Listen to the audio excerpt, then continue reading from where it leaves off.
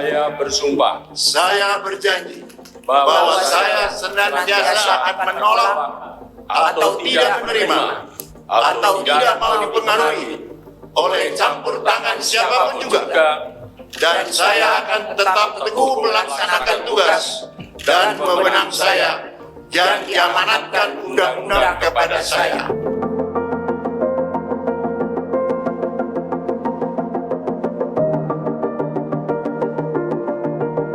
Kalau kita berbicara zona nyaman, zona nyaman nih. Ya. Oh, tentu saja aku akan lebih nyaman menjadi hakim. Kalau bagi saya, Mas, malah yuk seaslinya yuk malu saya. Di situ disebutkan bahwa hakim itu tidak boleh mencari popularitas. Ada perempuan-perempuan kita yang sudah berperan bagus, berpendidikan tinggi, berperan di ranah publik ya, tapi melakukan perbuatan yang melanggar hukum.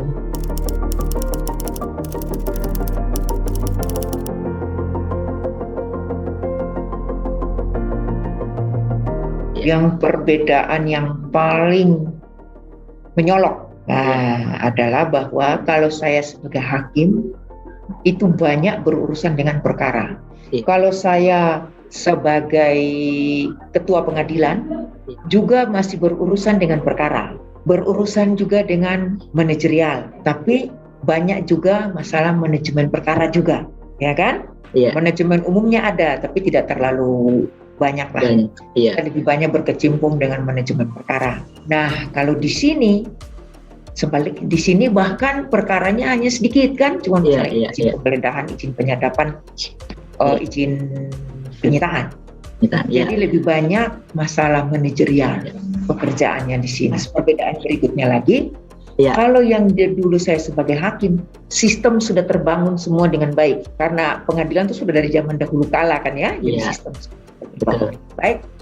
Nah, kalau sekarang ini di sini sistem itu belum ada karena institusinya baru, lembaganya baru, Dewan Pengawas itu, sehingga kita harus membangun sistem juga. Kalau dilihat tugasnya, Mas, memang sebenarnya bisa dikatakan tidak terlalu berbeda jauh juga dengan tugas-tugas yang sudah saya laksanakan selama ini. Saya kasih contoh, tugas memberikan izin geledah, sadap, dan sitap. Selama ini juga kalau jadi ketua pengadilan kan juga memberikan izin, tidak jauh berbeda. Pengawasan, saya sebagai hakim tinggi kan juga melakukan pengawasan terhadap hakim tinggi, pengawasan terhadap daerah-daerah kan, pengadilan di daerah-daerah kan, sama juga. Kemudian tugas menyelesaikan dugaan pelanggaran kode etik, memeriksa. Ya kami sebagai hakim tinggi juga memeriksa juga dugaan pelanggaran kode etik kan, periksa ada laporan-laporan, kita periksa lalu buat rekomendasi, juga tidak berbeda jauh. Melakukan evaluasi kinerja di pengadilan juga kita harus melakukan evaluasi kinerja terhadap hakim-hakim maupun pegawai kalau kita pegang jabatan struktural. Jadi sebenarnya bisa dikatakan tidak terlalu berbeda jauh juga.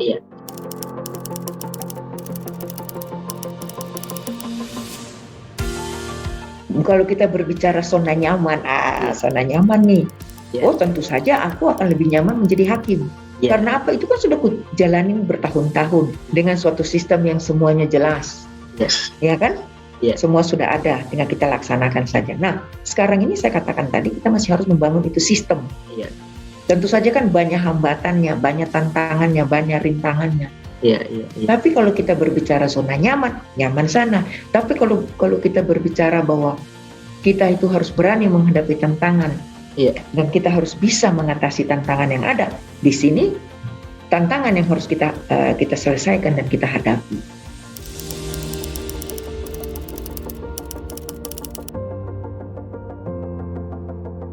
Itu begini, Mas.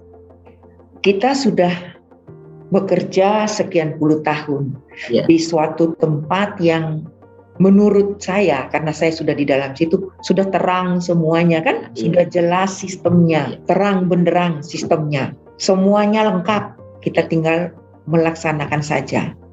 Tentu di jalurnya ya, sesuai aturan. Kemudian ditawarkan untuk kita masuk di suatu tempat. Kalau saya ibaratkan itu masih gelap gulita, belum tahu nanti bagaimana surat masuk, bagaimana prosedur kita kasih izin, bagaimana caranya kita melakukan pengawasan, bagaimana kita melakukan evaluasi dan sebagainya. Itu masih gelap. Iya, masih iya. nggak ada aturannya, masih harus dibuat gitu.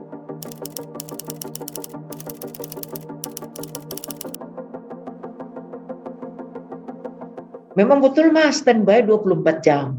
Kalau di hari libur, Ya, atau hari habis jam kantor, ya. itu kita koordinasi kan. Jadi kami itu kalau jam kantor, kami di kantor. Jadi kan setiap saat kan datang, boleh masukkan izin, permohonan izin. Tapi kalau di luar jam kantor atau hari libur, Ya. mereka koordinasi dulu lewat telepon, Gitu. lewat email. Oh, kami akan mengajukan mengajukan permohonan izin apa, misalnya begitu. Iya. Nah, lalu saya akan dapat informasi ini dari fungsional di tempat saya. Fungsional dari tempat saya yang bertugas ini, mereka akan informasikan ke saya. Iya. Nah, kalau kita memerlukan gelar perkara, berarti ya kita akan datang ke kantor, janjian jam berapa kita ketemu di kantor gelar perkara.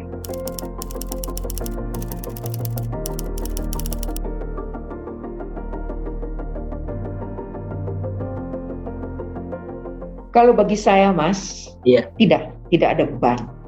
Tidak ada beban dalam arti begini ya. Kadang-kadang kan pemberitaan di media itu berbeda sama fakta di persidangan. Nah, kadang-kadang berbeda. Iya. Saya, yang penting bagi saya adalah yang saya gunakan adalah fakta-fakta di persidangan. Iya. Berdasarkan bukti-bukti di persidangan, bukan berdasarkan media. Iya. Mohon maaf Mas, kadang-kadang kan media sudah ngomongnya kadang-kadang, nah ini bedanya saya dengan teman-teman yang lain mungkin. Kadang-kadang ada teman-teman yang kalau pegang perkara begitu lalu banyak pemberitaannya di media, tidak mau membaca. Kalau saya tetap saya baca itu media. Dan saya baca nanti saya komentar sendiri. Oh, loh kok malah tulisannya beda tuh sama yang keadaan di sidang. Itu. Tetap saya baca berita. Ya, karena dari membaca berita itu, bagi saya itu adalah masukan juga buat saya. Iya. Bahwa rupanya pemahaman umum itu seperti ini. Pemahaman yang ada, opini seperti ini. Nah, berarti saya harus membuat putusan berdasarkan fakta di persidangan yang paling tidak putusan saya harus lebih jelas atau lebih mendetail bab ini supaya opini bisa menjawab opini itu kira-kira begitu.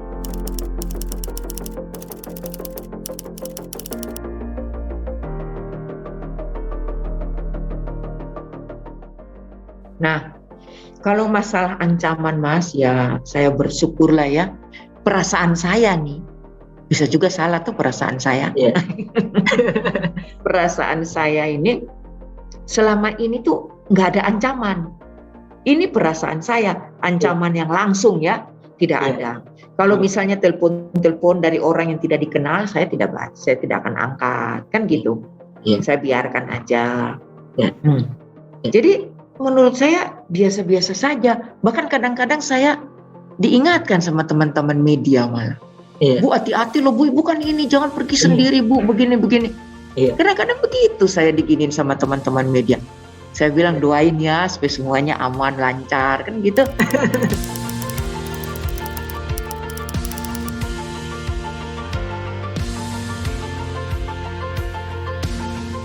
Kalau bagi saya Mas, malah seaslinya malu saya.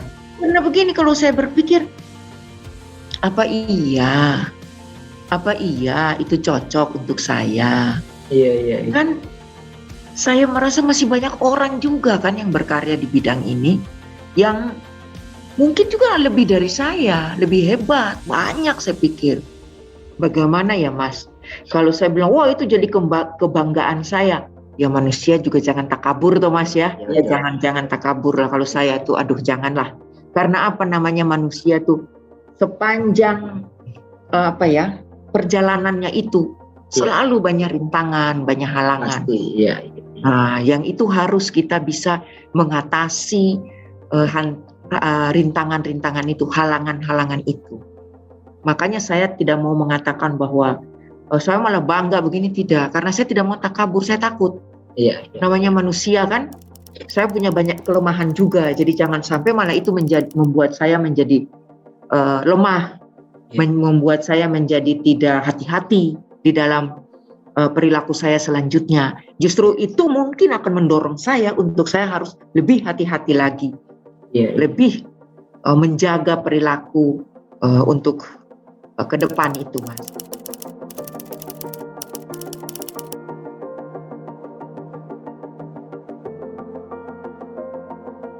Pada waktu itu saya bertemu memang dengan panitianya.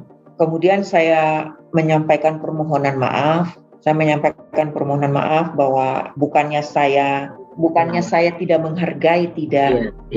Tapi saya yang pertama adalah bahwa saya sebagai hakim itu ada salah satu kode etiknya, ada salah satu kode etik hakim.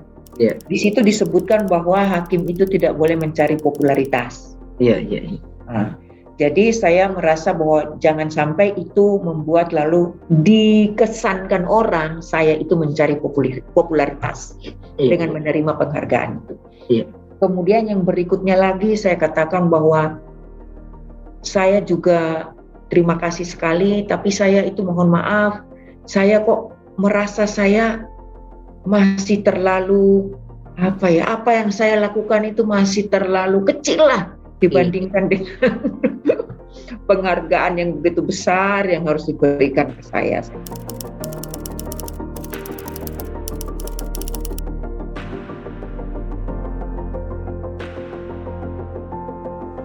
Kalau saran saya begini, kadangkala terjadi perempuan ini dia belum mencoba, dia sudah memvonis tidak mampu atau tidak bisa. Padahal belum mencoba nih. Bagaimana mungkin kita belum mencoba, kita sudah bilang nggak bisa. Kadang-kadang kan begitu. Nah ini sebenarnya harus kita hilangkan kamu. Kata tidak mampu, tidak bisa itu tidak. Sebenarnya kalau dari atasan atau pimpinan kita sudah mempercayakan suatu jabatan ke kita, pasti kan menurut penilaian mereka kita mampu. Ada kemampuan, Ada kemampuan untuk itu. Tapi dengan catatan juga bahwa jabatan yang kita peroleh itu juga bukan karena hasil dari kolusi misalnya. Kalau kolusi berarti nggak mampu, Thomas. Kalau sudah sesuai aturan, pasti kan kita punya kemampuan. Nah, manfaatkanlah, gunakanlah kesempatan itu dengan baik. Gunakan kesempatan itu dengan baik, manfaatkan kesempatan itu dengan baik. Tidak usah ambil peduli, kadang-kadang orang akan ngomong kan, itu perempuan mana mungkin, mana mampu, dia pasti juga nggak bisa dan sebagainya. Sering. Tidak usah marah, tidak usah tersinggung buat apa. Jawablah itu dengan kinerja. Dengan kinerja saja buktikan. Orang akan menilai kinerja kita bagaimana. Orang akan menilai, oh ternyata mampu dia, ternyata bisa dia dan sebagainya. Kita tidak usah banyak bicara, tidak usah banyak membantah, tidak perlu. Kerja aja Jawablah gitu. Itu dengan hasil kerja. Kira-kira begitu. Itu aja kalau saya berpikir. Jadi untuk teman-teman perempuan-perempuan jangan takut. Jangan takut, kesempatan itu ada, kesempatan itu terbuka. Gunakanlah itu dengan baik dan optimalkanlah kemampuan kita. Pasti bisa.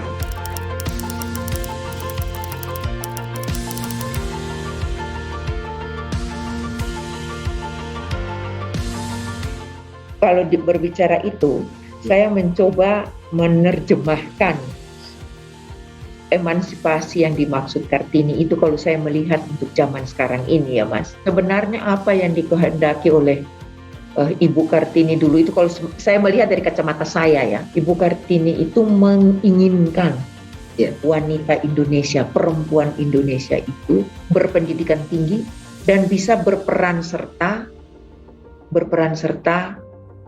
memajukan bangsanya. Tentu saja dengan di masing-masing bidang profesi kita masing-masing. Nah, sayangnya ini saya katakan, ada perempuan-perempuan kita yang sudah berperan bagus, berpendidikan tinggi, berperan di ranah publik ya, sudah berperan di ranah publik, tapi melakukan perbuatan yang melanggar hukum. Nah, itu yang saya pikir untuk saat sekarang ini itu Ibu Kartini mesti sedih ya Mas ya, kalau tahu itu, kalau lihat kayak begitu. Loh saya dulu perjuangkan nggak mau yang begini. Untuk itu di hari momen yang baik ini, Hari Kartini ini, saya berharap perempuan-perempuan Indonesia, ayo kita berperan juga di ranah publik, kita berperan juga di ranah domestik, tapi sesuai dengan aturannya. Iya. Jangan melenceng dari aturan.